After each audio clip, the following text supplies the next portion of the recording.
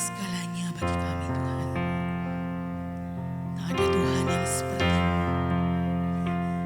Tak ada pribadi manapun yang seperti-Mu, yang kasih-Nya tak pernah habis bagi kami. Terima kasih Tuhan.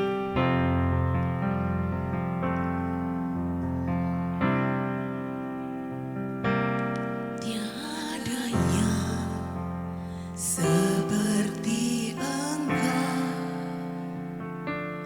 kasih-Mu mengubah hidupku,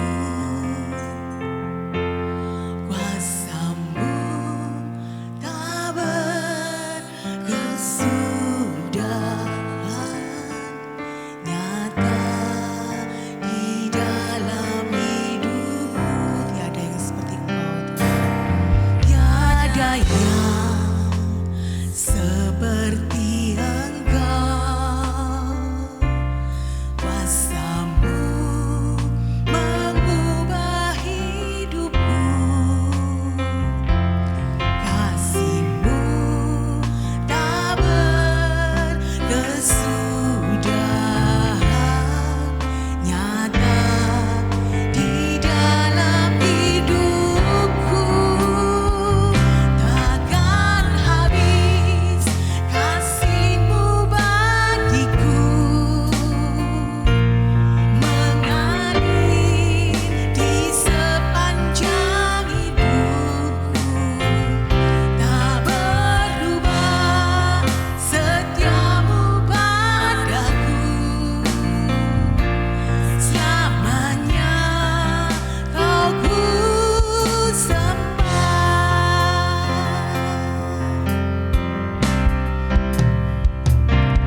Tiada yang seperti Engkau, kasih-Mu mengubah hidupku,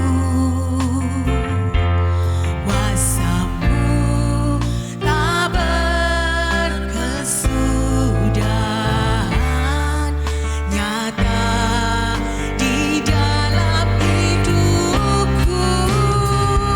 Takkan habis kasih-Mu bagiku, mengalir di sepanjang hidupku. Tak berubah setia-Mu padaku, selamanya Kau ku sembah. Saya undang saudara bangkit berdiri. Takkan habis kasih-Mu bagiku, mengalir di sepanjang hidupku. Tak berubah setia-Mu padaku, selamanya Kau ku sembah.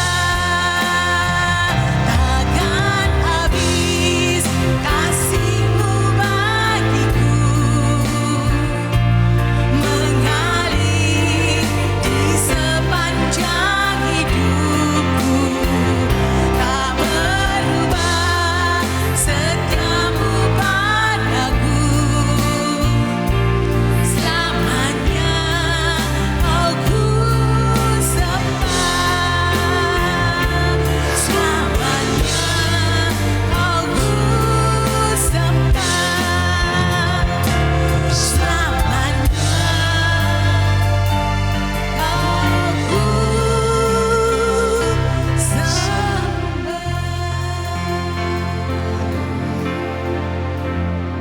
Bapa, kami bersyukur untuk pagi hari ini Bapa. Kami boleh berkata bahwa tiada habis kasih-Nya bagi kami Tuhan. Tiada habis kasih-Mu bagi kami semuanya.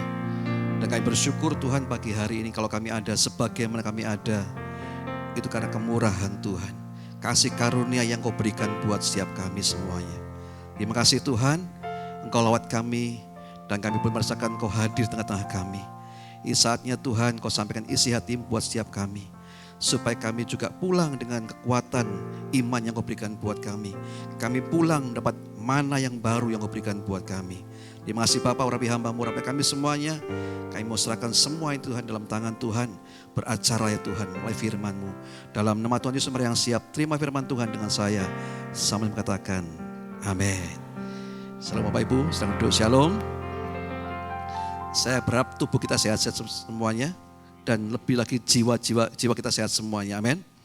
Kalau jiwa kita sehat, saya percaya kita bisa bersyukur melihat semua rancangan Tuhan meskipun di saat-saat yang sukar seperti ini.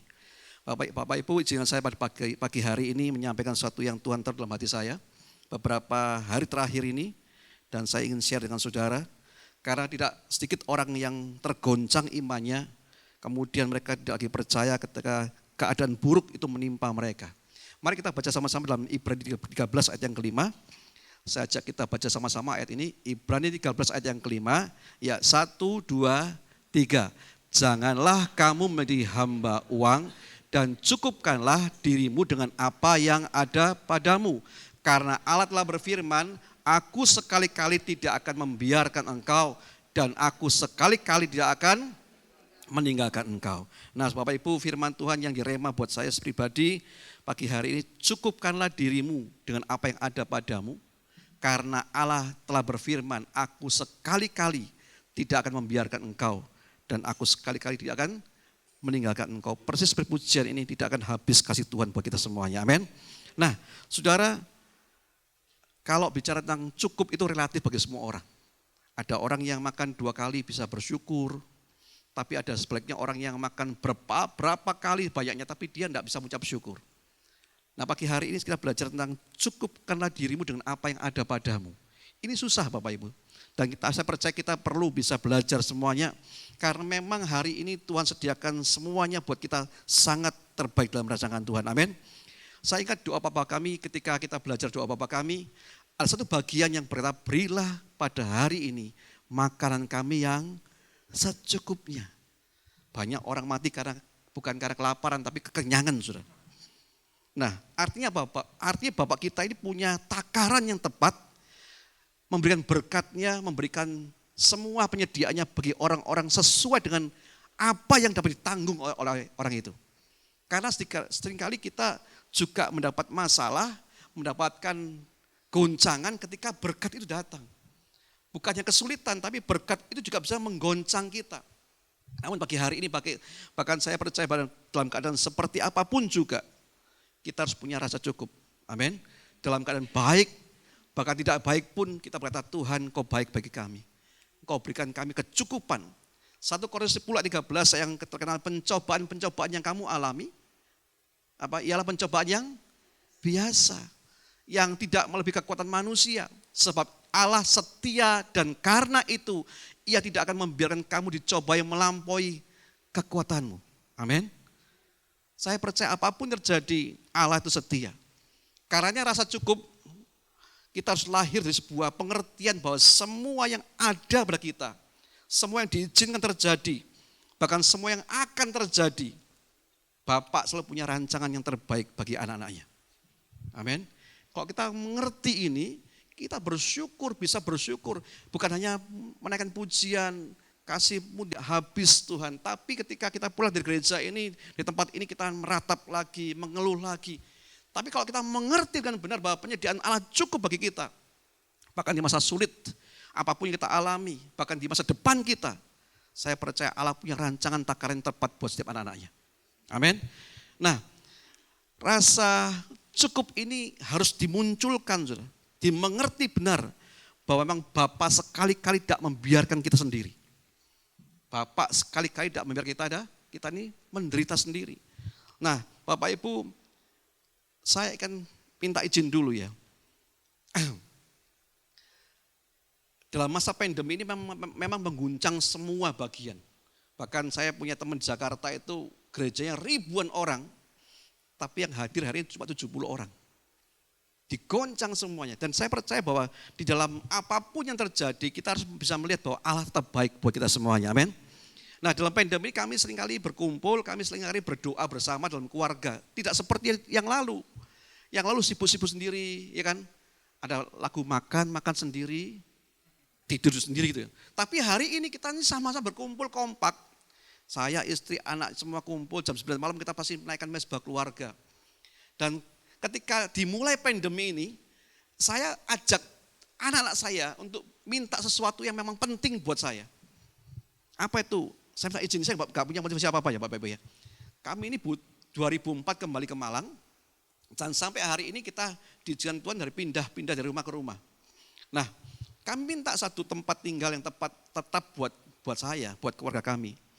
Dan itu saya ajak setiap kita kompak, sehati, sepikir. Karena saya pikir bahwa dalam kesehatian pasti Tuhan dengar doa kita. Amin.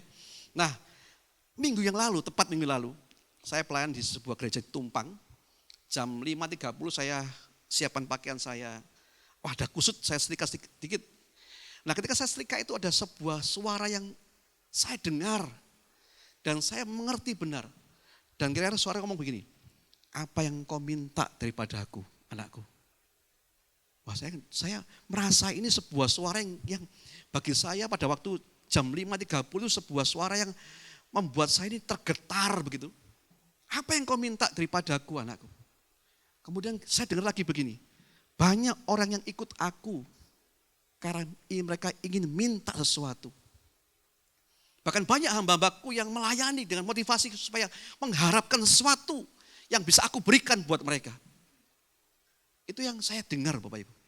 Kemudian dia ngomong ini, apa yang kamu minta? Saya dengar suara kali kedua begini. Saya enggak lagi mampu minta Bapak Ibu. Benar. Saya yang ngomong ini, Tuhan, saya bersyukur bahwa apapun yang terjadi buat saya, hari ini, masa depan nanti, Tuhan sudah punya rencana yang terbaik buat anaknya. Amin. Kalau kita mengerti ini, kita gampang mengucap syukur Bapak Ibu. Nyanyi gampang. Ku bersyukur padamu Tuhan. Gampang ya. Tapi ketika dalam menghadapi masalah, pandemi, dalam menghadapi goncangan, itu sederhana nyanyi. Tapi kalau kita mengerti hari ini bahwa setiap apa yang kita alami, kita dapatkan, kita peroleh di hari ini, masa depan, kita harus percaya bahwa semuanya itu dalam rancangan Tuhan yang luar biasa. Amin. Nah, ketika saya bersuara ini, saya ingat sebuah lagu. Saya minta jual dia. Lagu ini kira-kira begini. Yang ingatkan saya gini. Saat ku berjalan, kasih-Mu menerangi langkahku. Tak ku takut, tak ku bimbang, karena ku tahu Kau besertaku. Kau lebih tahu yang terbaik bagiku. Kau lebih sanggup pulihkan hidupku. Ku berserah, ku percaya hanya Yesus penolong yang setia. Saya bisa nyanyikan pujian ini Bapak Ibu. Saya pergi ke Tumpang dengan sebuah suasana hati yang diubah Tuhan. Setiap orang, saya percaya setiap orang punya sifat yang berbeda. Saya ini orangnya yang harus prepare dari awal. Saya ini suka keadaan yang aman buat saya. Saya prepare keluarga saya A, B, C, D, planning A, planning B, planning C, planning D. Tapi ketika semuanya Tuhan singkapkan buat saya, hari ini saya nggak seperti dulu saya. Saya mengalami kekuatan yang luar biasa yang Tuhan berikan. Meskipun hari ini ada masalah, tapi saya percaya bahwa ada rancangan Tuhan yang terbaik. Sebab itu kita harus punya rasa cukup yang luar biasa, amin. Nah, rasa cukup ini harus dikembangkan supaya apa? Kita mengerti bahwa di saat-saat seperti ini kita pun bersama dengan Tuhan dan Tuhan tidak pernah tinggalkan kita. Nah, Bapak Ibu, saya pada pagi ini ingin bahas tentang rasa cukup ini. Ada sebuah orang tokoh dalam Alkitab yang namanya Akan bin Serah. Akan bin Serah. Ya, siapa ini? Ketika bangsa Israel masuk ke tanah perjanjian, itu harus dilakukan dengan perang-perang yang luar biasa. Makanya saya cuma kemarin ngobrol-ngobrol dengan Pak Gembala tempat ini, saya cuma mengerti begini. Ketika orang dibawa Tuhan dari Mesir, kemudian era padang gurun, kalau Bapak Ibu baca semuanya, kebanyakan mereka minta, ya kan? Tuhan saya minta air, kurang air. Tuhan saya minta makan, gak ada makan ini. Tuhan kasih mana? Tuhan kami minta daging, gak pernah makan daging, dikasih daging. Dan semuanya pola-pola orang-orang yang minta itu orang percaya Mesir dan padang gurun. Tapi ketika mereka masuk ke tanah perjanjian, mereka gak ada lagi seperti itu. Mereka harus lagi dengan peperangan yang luar biasa. Mengalahkan 31 raja-raja yang ada di tanah perjanjian. Nah siapa Akan ini? Akan bin Zerah ini orang yang kemudian dimurkai Tuhan. Ya dihukum Tuhan demikian. Kenapa? Karena mereka mencuri barang-barang yang dikhususkan buat Tuhan. Sehingga ketika mereka ini ingin menyerang kota Ai yang kecil, orang Israel dikalahkan. Kita mengerti cerita itu ya. Ketika mereka kalahkan tembok Yeriko, kota Yeriko, wah luar biasa. Puji-pujian, penyembahan, sorak-sorai yang mengalahkan itu. Tapi ketika mereka menghadapi kota Ai yang kecil, mereka dikalahkan, diserahkan. Kenapa? Karena ada dosa yang namanya Akan bin Zerah ini. Nah saudara, pada pagi hari kita akan belajar. Menariknya begini, ketika akan dihukum, ketahuan mengambil barang-barang yang dikhusus bagi buat Tuhan, dan membuat bangsa itu kalah, maka Akan ini dibawa Yosua ke lembah yang namanya Akor. Akor itu bukan bahasa Jawa loh ya, damai, enggak loh ya. Ada tukang di tempat saya tukang jual ronde angsle Akor gitu. Saya tanya, Pak, namanya Pak Damai ya? Bukan, loh kok Akor? Bukan itu, Akor ini lembah Bapak Ibu. Dalam bahasa Ibrani Akor ini berarti lembah kesulitan. The Valley of Trouble. Lembah yang sulit, kesulitan. Nah lembah ini muncul 5 kali dalam ayat firman Tuhan. Dan menariknya begini, 3 kali lembah ini bicara tentang begitu bahaya lembah Akor ini. Tapi dalam 2 ayat, Yosua 65 ayat 10 dan khususnya Hosea 2 ayat 14. Ada ya ayatnya ya. Hosea 2 ayat 14. Nah, aku akan memberikan kepadanya kebun anggurnya dari sana dan membuat lembah Akor menjadi apa? Pintu pengharapan. Lembah Akor ini hanya 5 kali disebut dalam Alkitab. 3 kali bicara tentang betapa bahayanya lembah ini. Tapi 2 ayat yang Hosea ini yang luar biasa. Bagi orang-orang yang mau bertobat dengan sungguh-sungguh. Orang-orang yang mencari Tuhan. Meskipun dalam the valley of trouble begitu. Tapi Tuhan bisa buat pintu pengharapan buat orang percaya. Sebab itu pagi hari ini sudah apa makna lembah Akor ini. Apa hubungan dengan rasa cukup? Kita mulai dari rasa cukup kan. Mari kita belajar hari ini apapun yang kita miliki, kita punyai. Kita bersyukur karena Tuhan punya takaran tiap-tiap orang dengan tepatnya. Amin. Jadi kalau kita berpikir terlalu tinggi, banyak orang stres. Kenapa? Karena mereka terlalu berpikir tinggi. Tapi mereka menyadari bahwa setiap hari pemeliharaan Tuhan cukup baginya. Makanya firman Tuhan apa? Berilah pada hari ini makanan kami yang secukupnya. Haleluya. Nah, kita lihat apa makna rohani Akor ini dan apa hubungan dengan namanya rasa cukup. Kita lihat dalam Yosua 7 ayat yang ke-24 sampai yang ke-25. Kemudian Yosua beserta seluruh Israel mengambil Akan bin Zerah dan perak, jubah dan emas berapa? Sebatang. Emas yang diambil siapa?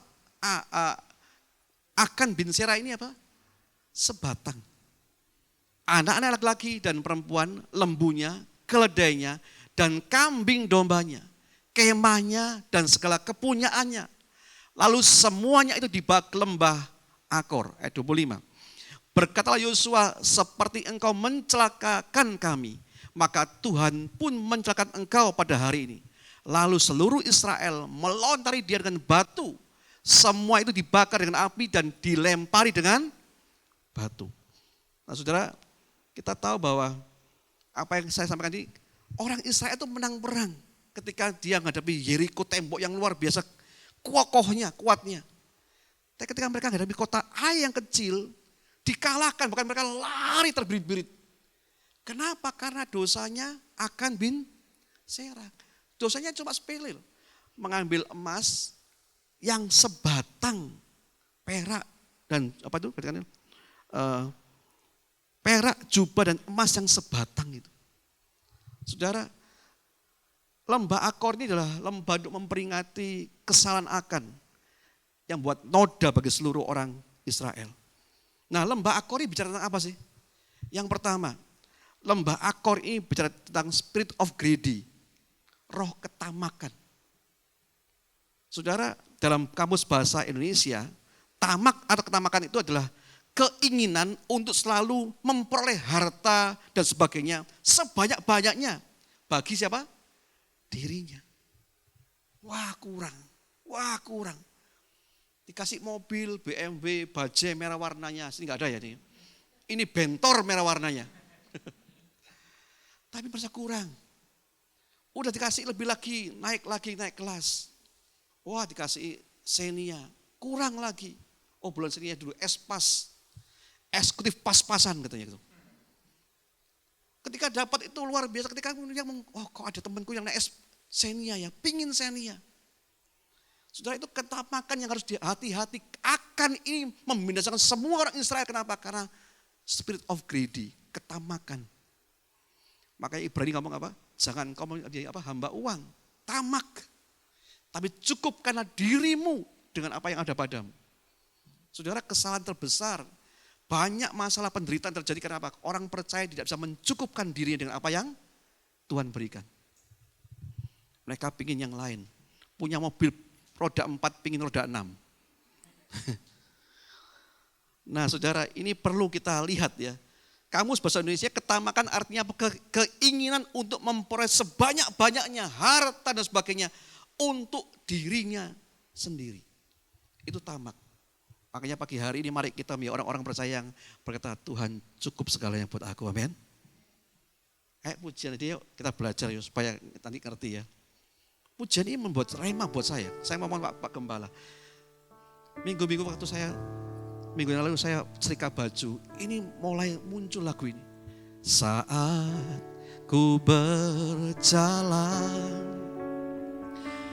kasih-Mu menerangi langkahku. Tak ku bimbang, karena ku tahu Kau bersamaku. Kau lebih tahu yang terbaik bagiku. Kau lebih sanggup pulihkan hidupku. Ku berserah, ku percaya hanya Yesus penolong yang setia. Saya lupa saudara, ketika saya setrika begini, tiba-tiba orang ngomong, minta apa kamu daripada aku, anakku? Saya ngomong, Tuhan, saya kan sudah tahu, Tuhan sudah tahu. Bahkan saya tahu firman berkata bahwa sebelum saya mengatakan sekalipun Tuhan tahu. Tapi aku juga ngomong, minta apa kamu daripada aku? Banyak orang percaya yang minta segalanya. Mereka percaya kepada aku supaya apa? Mengharapkan sesuatu. Bahkan hamba Tuhan banyak melayani karena mengharapkan sesuatu.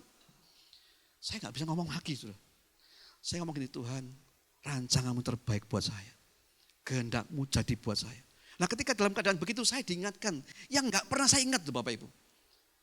Apa itu? Saudara, kan kita ini punya istri. Istri satu cukup kan ya? Ya kan? Istri dua, repotnya. Gak boleh memangnya. Istri satu aja kalau ngomong 25.000 kata. Ya kan? Satu kalau istri gak ngomong 25 kata-katanya stres. Ngomong yang di antara kelemahan istri saya. Ketika saya nikah ini, saya baru tahu kepositifnya yang luar biasa loh. Dan percaya begini loh, apapun yang Tuhan izin terjadi dalam hidup kita, Dia punya rancangan yang terbaik. Meskipun kita gak ngerti hari ini. Pada waktunya Tuhan mengerikan kita dengan luar biasa, amin. Saya punya istri itu juga ya samalah dengan istri yang lain, 25.000 kata. Kalau nggak ngomong gitu stres. Apa aja ada yang dibahas di rumah kan. Wah, saya juga ngomong ini kok gini ya. Kok saya dulu pilih orang Solo kan lemah gemulai mestinya. Ya kan? Didek kakinya, dipinjit kakinya, ngomong, aduh, anu ya, non sewu gitu ya, maaf. Ini kan enggak Solo Arema sudah. Jadi, luar biasa kalau ngomong, wah itu gempa 4 sekali gitu kan. Enggak ada orangnya enggak apa-apa kok. Tapi ketika saya nikah gitu, tiba saya diingatkan begitu. Kamu punya istri yang luar biasa loh. Saudara, istri mana sih nggak pengen punya rumah, ya kan? Tapi sampai hari ini kami nikah sudah kira hampir 18 tahun. Tidak satu pun kata istri saya ngomong gini, aku minta rumah, nggak pernah. Dia bisa ngikuti apa yang saya sediakan. Dan saya berbahagia karena itu. Saya baru mengerti bahwa di tengah-tengah penderitaan sekalipun, Tuhan telah rancangan terbaik buat kita. Seperti harus kita mengucap syukur apapun keadaan kita, amin. Nah, di dalam hal ini saudara, Akan dan bin Sera ini mendatangkan suatu kesalahan yang membuat kutuk bagi bangsa orang Israel. Akan bin Sera ini melakukan kesalahan yang fatal. Kalau dulu orang menjara, menang perang, ada 3 barang yang harusnya dimengerti dengan benar. Yang pertama gini, ketika mereka menjara, ada barang-barang yang mereka bisa ambil dan bawa pulang. Yang kedua, ada barang-barang yang dimusnahkan karena berkaitan dengan penyembahan berhala. Tapi ada yang ketiga, barang-barang yang dikhususkan bagi Tuhan. Nah, Akan karena ketamakannya, dia pengen cuma ngambil 1. Baik, ya kan? Emas sebatang loh. Masa sih Tuhannya gitu, ya Allah gitu ya. Masa sebatang aja begitu kan? Tapi bagi Tuhan, saudara, bahwa pemeliharaan Tuhan itu cukup bagi orang-orang percaya. Kalau kita tamak, kita tidak bisa mengerti benar bahwa segala penyediaan Tuhan cukup bagi kita. Kita akan mengalami trouble terus, masalah terus. Kita akan tertinggal di lembah namanya Akor ini, the valley of trouble. Makanya pagi hari, mari Bapak Ibu, rupanya Akan ini tamak. Sehingga ketika mereka ngambil barang itu, orang Israel menjadi orang-orang yang dikalahkan. Mari kita bersama-sama mengerti bahwa lawan dari spirit of greed itu rasa cukup. Lawan dari tamak apa? Ke rasa cukup. Tuhan terima kasih kalau saya hari ini bisa makan 3 kali sehari. Meskipun enggak yang lain-lain enggak sama. Tapi kita bersyukur karena takaran Tuhan sungguh tepat buat kita. Bisa ada amin saudara? Haleluya. Aduh. Kalau kita bisa ngalami begini, saudara. Kita gak asal nyanyi, kami bersyukur Tuhan. Tapi kita bisa tahu bahwa ternyata bahwa apa yang Tuhan taruh, Tuhan rancangan dari dulu sekarang yang tidak mengerti, itu terbaik buat anak-anaknya.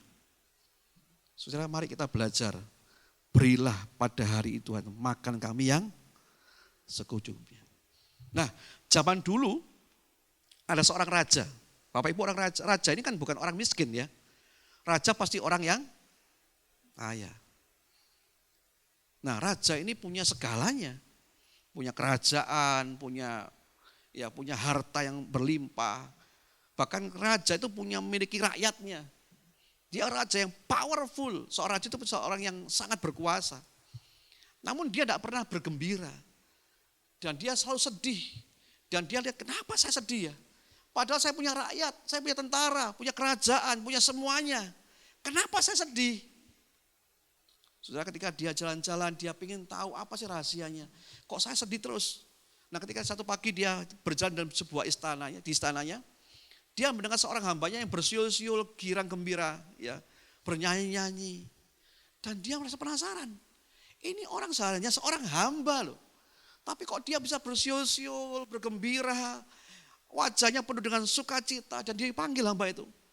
Dan dia tanya, kamu cuma hamba, tapi kenapa kamu tiap pagi saya perhatikan kamu bisa bernyanyi-nyanyi, sambil bekerja, lap-lap apamu semuanya, bersihin taman, kamu bisa bernyanyi-nyanyi, bersiul-siul, apa rahasianya?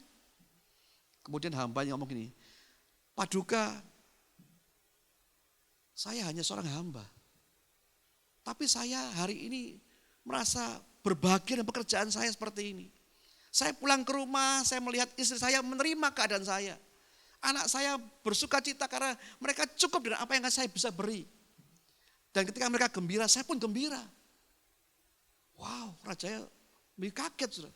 Hanya seorang hamba, berapa gajinya? Tapi dia bisa bergembira dengan luar biasa. Kemudian raja ini panggil seorang penasehatnya. Dia ngomong gini, aku itu pingin loh punya hati seperti hamba itu. Namanya kenapa Pak Duka? Oh, dia cerita dengan aku. Dia punya gaji dikit, tapi ketika dia pulang ke rumah disambut istrinya dengan luar biasa.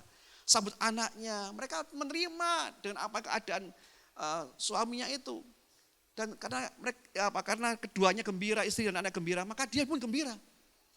Kemudian si penasihat ngomong, oh yang mulia, itu berarti hamba itu belum masuk golongan 99. Wah, golongan 99. Apa itu golongan 99? Ada yang tahu golongan 99? Saya berharap kita bukan orang yang golongan 99 loh ya. Apa itu golongan 99? Kemudian si Baginda ngomong gini, si penasihat ngomong gini, Baginda kalau engkau ingin tahu keadaan sesungguhnya seorang, mari saya beritahu caranya. Apa caranya? Besok Baginda taruh dalam sebuah kantung yang isinya 100 koin emas, kurangi 1. Jadi 99, kurangi 1.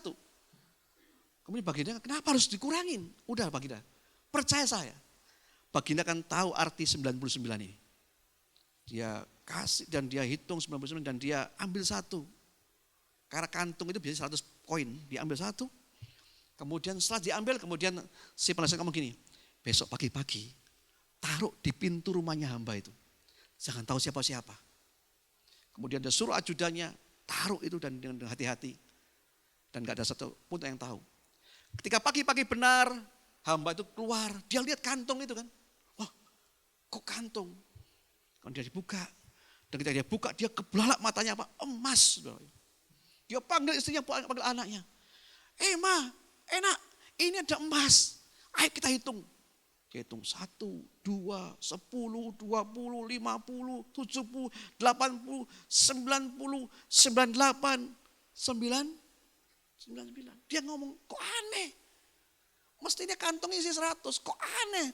Mana yang 1? Dia hitung lagi 2 kali, 99. Sampai 5 kali, 99. Dan dia bertekad, mulai hari ini aku akan kerja keras supaya dapat koin yang 1, supaya genap 100. Nah ketika dia hari itu kerja, suasana hatinya gak seperti yang dulu. Dia diam, dia kerja dengan keras supaya dapat apa? 1 koin emas. Wah, dia begitu rupanya apa? Bekerja, begitu rupanya mencari itu. Dan dia bukan menjadi orang yang sama lagi, yang puas dengan apa yang ada. Tapi menghendaki lebih daripada itu. Saudara, kelompok 99 ini hanya sebuah nama yang diberikan pada seorang yang telah punya semuanya, tapi tidak pernah merasa puas. Mungkin hari ini Bapak Ibu punya mobil 1, ya bersyukur. Punya rumah 1, ya bersyukur. Amin. Belum punya rumah, ya bersyukur. Karena saya percaya bahwa Tuhan memberikan takaran yang tepat buat setiap orang-orangnya. Yang dapat dia tanggung hari ini.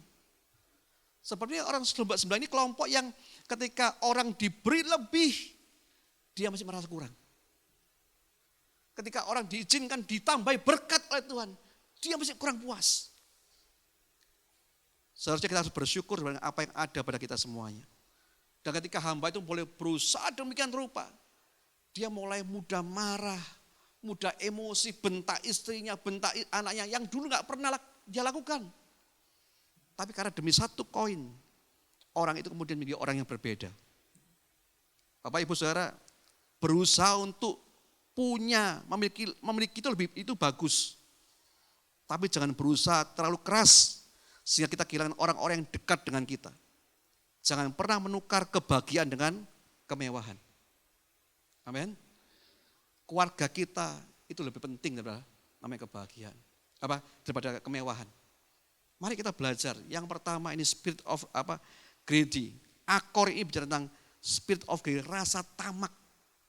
Sehingga mereka tidak pernah merasa, saya bersyukur Tuhan, saya puas dengan apa yang saya punyai. Bapak Ibu, mari kita bersyukur. Amin.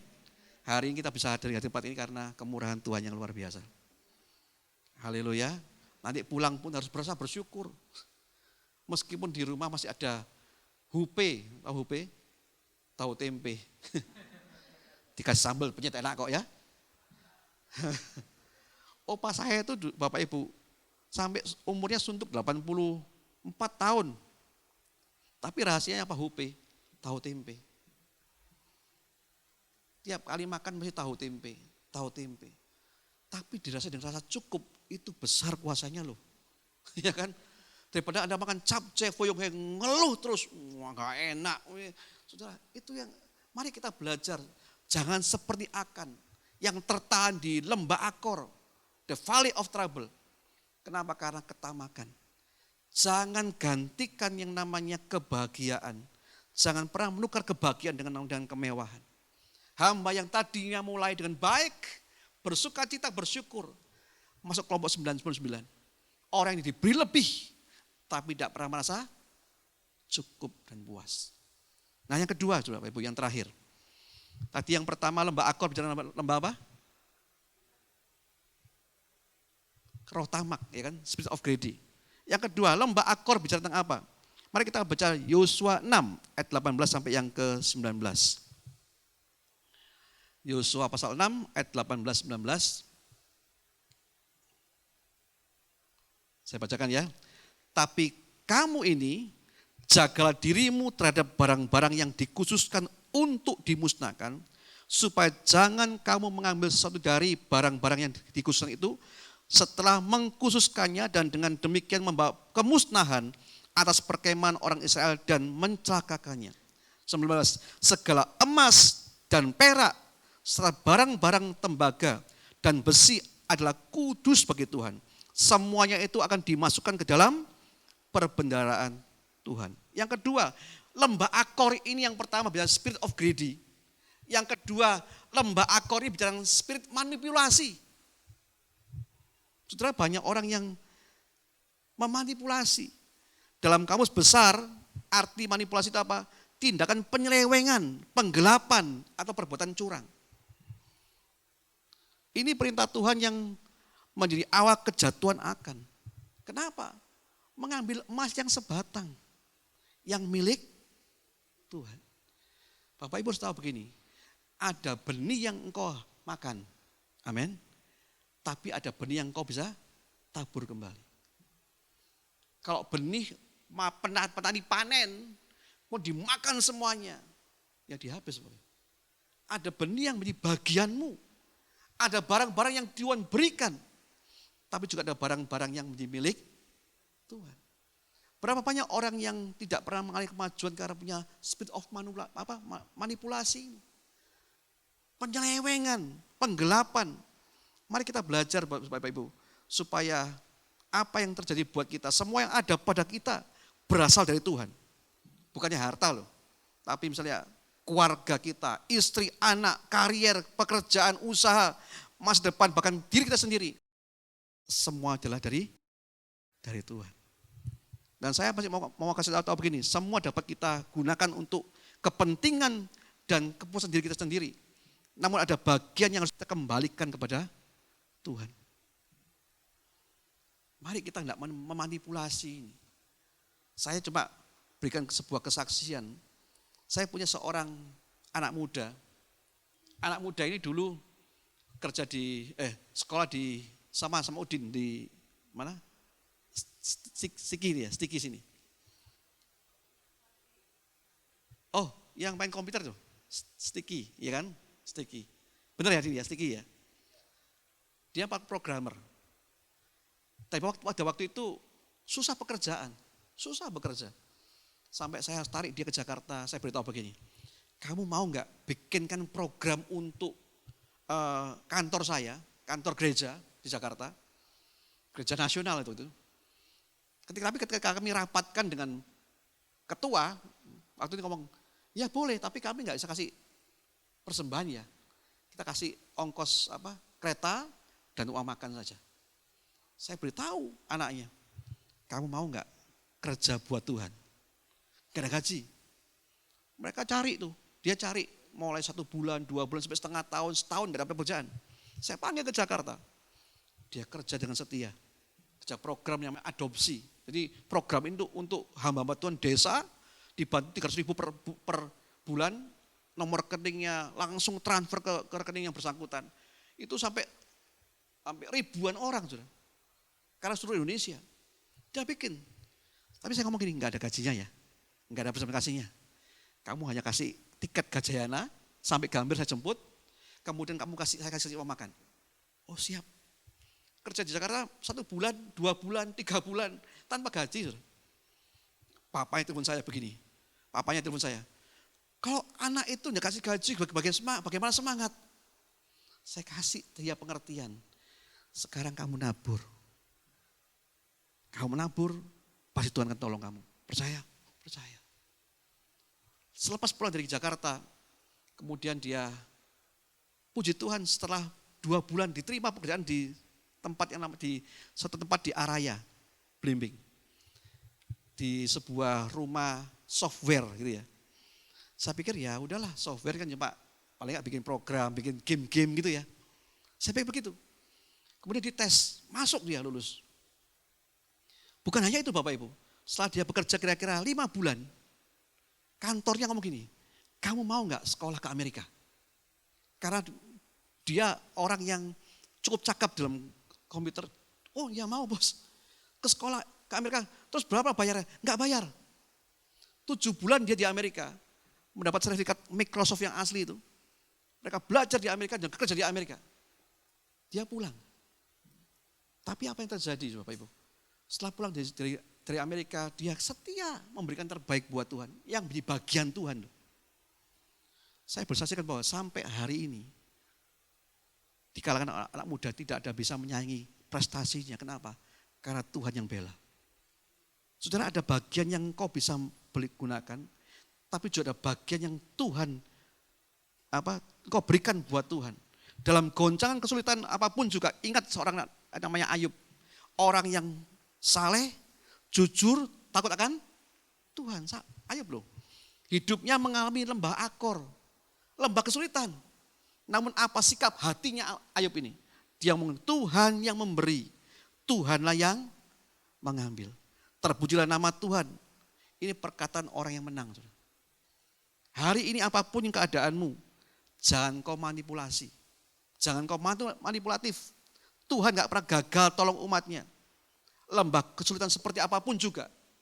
Kok kita ini sungguh-sungguh punya hati yang tulus dengan Tuhan, akan diubah menjadi pintu pengharapan yang luar biasa. Amin. Mari pagi hari ini 2 hal perkara ini yang saya sampaikan tentang lembah akor, tentang orang yang nama Akan bin Serah ini. Yang pertama, lembah akor, ingat Tuhan tidak suka ada spirit of greedy, roh tamak. Tapi cukupkanlah dengan apa yang ada. Yang kedua, lembah akor ini jangan punya sikap manipulatif, penyelewengan. Tuhan tahu akan cuma ngambil emas yang sebatang. Apa artinya dengan jaran yang begitu banyak? Tapi itu manipulatif. Itu penyelewengan. Mari kita memiliki hati yang tulus, hati yang murni. Amin. Supaya kita bisa bersyukur, bukan hanya nyanyi, tapi kita menyadari bahwa setiap apapun, detak hati kita, jantung kita, langkah kita, Tuhan punya rencana yang terbaik buat setiap anak-anaknya. Amin. Saya undang, ayo singer maju ke depan, naikkan pujiannya sekali lagi ya. Saat ku berjalan, kasih-Mu menerangi langkahku. Takut bimbang, karena ku tahu Kau bersamaku. Kau lebih tahu yang terbaik bagiku. Kau lebih sanggup pulihkan hidupku. Ku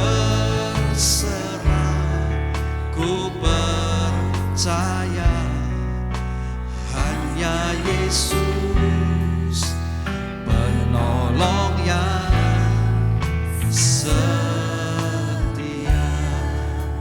Mari Bapak Ibu saya ajak berdiri bersama-sama dengan pujian sekali lagi.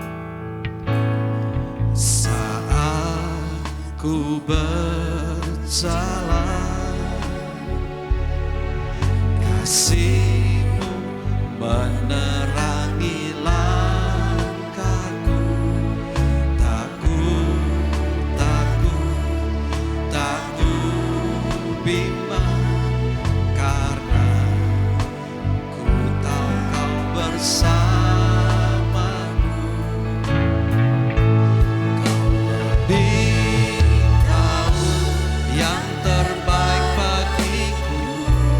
Kau lebih sanggup pulihkan hidupku.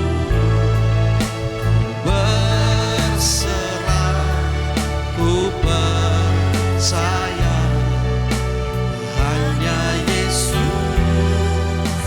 penolong yang setia. Kau lebih tahu ya Tuhan, Kau lebih tahu yang terbaik bagiku. Kau lebih sanggup pulihkan hidupku. Berserah, ku percaya hanya Yesus, penolong yang, sekali lagi kata, Kau lebih tahu yang terbaik bagiku ya Tuhan. Kau lebih tahu yang terbaik bagiku. Kau lebih sanggup pulihkan hidupku. Ku berserah, ku percaya hanya Yesus, penolong yang setia. Hanya Yesus, penolong yang setia. Hanya Yesus, penolong yang setia.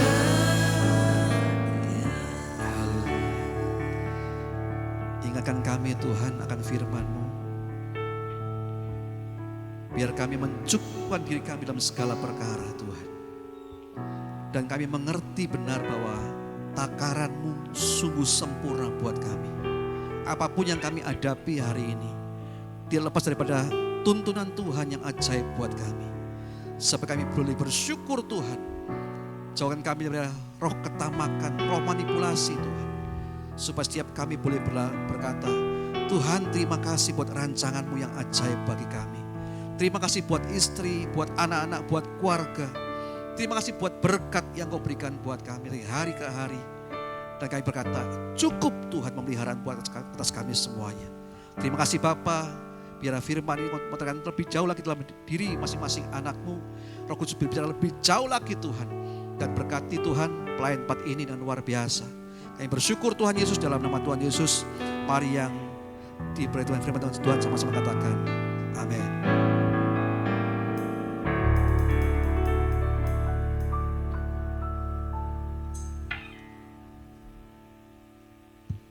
Shalom.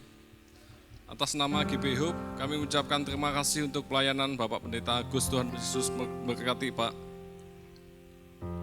Saya akan membacakan pengumuman. Bagi yang ingin mengikuti ibadah tatap muka, harap mendaftarkan terlebih dahulu melalui grup WA gereja. Bagi yang tidak hadir pada ibadah pagi ini, bisa mengikuti ibadah melalui YouTube secara online sekitar pukul 2 siang. Linknya akan diinformasikan melalui grup WA gereja. Dan kita melalui Bapak Gembala dihimbau untuk membangun misbah doa setiap pukul 8 malam. Ajak setiap anggota gereja, anggota keluarga untuk membangun hubungan intim dengan Tuhan. Dan doa malam pada hari Rabu pukul 7 malam Dimohon hadir sebelumnya 15 menit.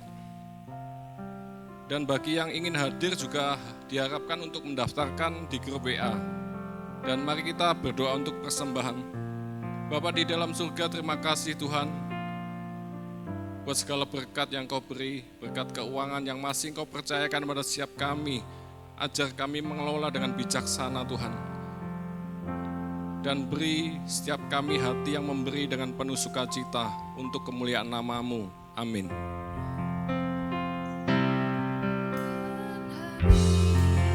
Kasih-Mu bagiku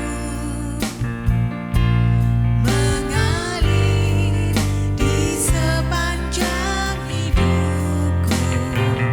Kau berubah, setia-Mu padaku. Selamanya Kau ku sembah. Takkan habis kasih-Mu bagiku, mengalir di sepanjang hidupku. Tak berubah, setia-Mu padaku. Selamanya Kau ku sembah. Kami undang Bapak Ibu untuk bangkit berdiri. Kita tutup ibadah pagi ini dengan doa. Bapa di dalam surga yang kami sembah di dalam nama Tuhan Yesus, terima kasih buat waktu, kesempatan, kesehatan yang masih Engkau beri, hingga kami boleh berhimpun di tempat ini dalam keadaan baik. Terima kasih Tuhan, kami bersyukur Tuhan atas firman-Mu pagi ini, yang memberi pengertian bahwa isi hidup cerita kami adalah tentang Yesus, Tuhanku yang hidup. Tentang kasih-Nya dan pertolongannya. Tentang hati yang bersyukur dan damai sejahtera. Tentang rancangan dan rencana-Mu yang indah bagi setiap kami. Makasih Tuhan, berbicara terus melalui Roh Kudus-Mu bagi setiap kami umat-Mu di tempat ini. Kami mau berjalan di atas kehendak-Mu, berjalan di atas jalan-jalan-Mu. Makasih Tuhan. Kami berdoa untuk hamba-Mu, Bapak Pendeta Agus. Pakai Tuhan hidup beliau, pelayanannya. Pakai Tuhan hidupnya menjadi saluran berkat-Mu, doa dan kasih bagi semua orang. Dimanapun Engkau utus setiap langkah kakinya Tuhan, hidupnya menjadi saksi terang dan jadi berkat bagi semua orang. Makasih Tuhan, berkati istri serta anak-anak beliau. Kami berdoa untuk Bapak Gembala kami Pak Hari. Pakai beliau Tuhan, lebih lagi Tuhan dalam memimpin umat-Mu, mengembalakan umat-Mu di tempat ini. Jadi pribadi-pribadi seperti yang Kau mau Tuhan, punya karakter ilahi, agar kami kuat di dalam Engkau Tuhan. Terima kasih Tuhan, berkati juga istri serta anak-anak beliau. Berkat yang sama untuk umat-Mu GBH di tempat ini, seluruh pengerja-Mu Tuhan. Kami minta Tuhan, melalui Roh Kudus-Mu Engkau berkarya, bekerja, memberi pengenalan yang baik akan Tuhan, menuntun, membimbing setiap umat-Mu di tempat ini, melakukan apa yang menjadi ketetapan-ketetapan-Mu Tuhan. Hingga hidup kami boleh berarti, menyenangkan-Mu dan berbuah lebat hanya bagi kemuliaan nama-Mu. Kami berdoa untuk Indonesia Tuhan, jamah hati bangsa kami Tuhan, nyatakan kemuliaan-Mu Tuhan, curahkan hujan pertobatan keselamatan atas Indonesia.